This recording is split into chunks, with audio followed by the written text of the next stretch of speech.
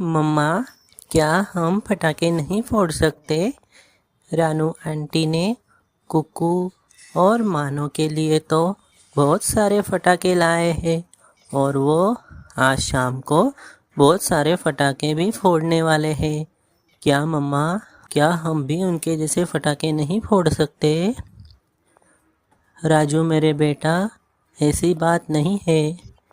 तेरे पापा बाहर के जंगल में गए हुए हैं जो बहुत ही दिन हो गए हैं और वापस लौट के नहीं आए हैं। जैसे ही वो वापस लौट के आते हैं मैं तुम्हें पटाखे ला के दूँगी। फ़िलहाल तुम बाहर घूमने चले जाओ और अपना दिल छोटा ना करो। ऐसे ही गौरी कवि अपने बेटे राजू को समझा के बाहर भेज देती है, लेकिन उसके मन में तो ख्याल आता ही रहता है कि क्या इसके पापा बाहर काम करने के लिए गए हैं या फिर उन्होंने वहाँ पे दूसरी शादी कर ली है। समझ में नहीं आता मेरे बच्चे को मैं क्या बताऊँ। फिर थोड़ी ही देर में रानो चिड़िया वहाँ पे आ जाती है और उसके हाथ में एक थैली थमा देती है और उस थैली में बहुत सारे पटाखे और खाने की लजीजदार चीज़ें होती है, जो कि गौरी कवि देख के खुश हो जाती है और रानो चिड़िया से कहती है, रानो बहन, आपने ये तो बहुत ही ज़्यादा सामान लेके आ गए। इतना सारा सामान आपने क्यों लाए? अरे गौरी बहन, आप तो मेरे पड़ोसी हो और मुझे पता है राजू के पापा तुम्हें छोड़ के चले गए हुए हैं और तुम्हारे घर में दिवाली के लिए कुछ भी सामान नहीं है। मुझे मेरे बच्चे कुक्कू ने बताया कि गौरी आंटी के घर में कोई भी सामान नहीं है, तो आप उन्हें थोड़ा सामान दे के जाइए।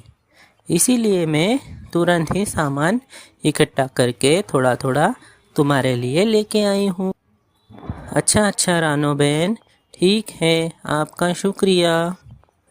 तभी रानो वहाँ से चली जाती है और गौरी इतना सारा सामान देख के तो एकदम से मायूस हो जाती है और सोचती है, काश मेरा भी अच्छा परिवार होता।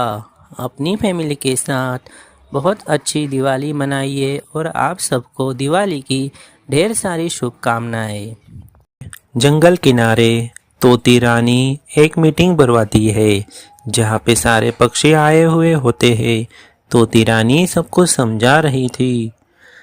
जंगल के सारे प्यारे पक्षियों को तोती रानी की तरफ से नमस्कार। आप सबको मेरी तरफ से दिवाली की बहुत सारी शुभकामनाएं और हमें इस साल भी अपने जंगल को दिवाली के पटाखों से बचाना है।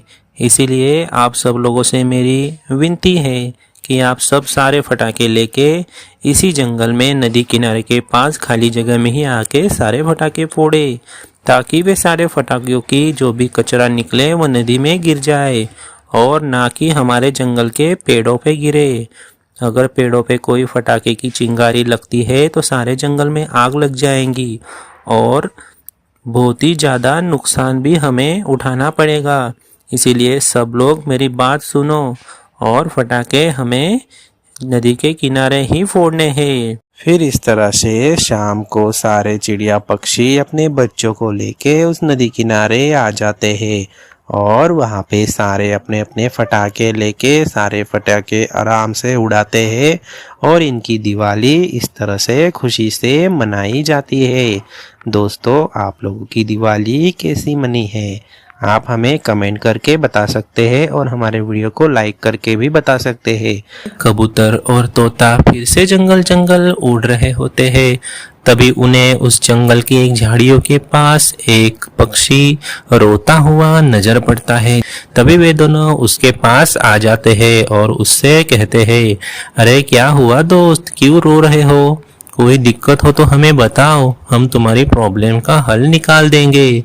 तभी वो पक्षी उन्हें कहता है, दोस्तों, हमारे उस जंगल में इंसानों ने बहुत ही ज़्यादा ही तबाही मचा दी है। वहाँ पे सारे पेड़ काट दिए हैं और वहाँ पे वे पक्के मकान बनाने वाले हैं और उसमें मेरी पूरी फैमिली ख़त्म हो गई है।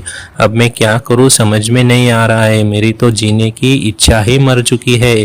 तभी तोता कहता है, अरे दोस्त, तुम हमारे साथ हमारे जंगल में चलो, हम तुम्हारी देखभाल करेंगे और ऐसा किसी के जाने से किसी की जिंदगी खत्म नहीं हो जाती है, इसलिए तुम हमारे साथ चलो।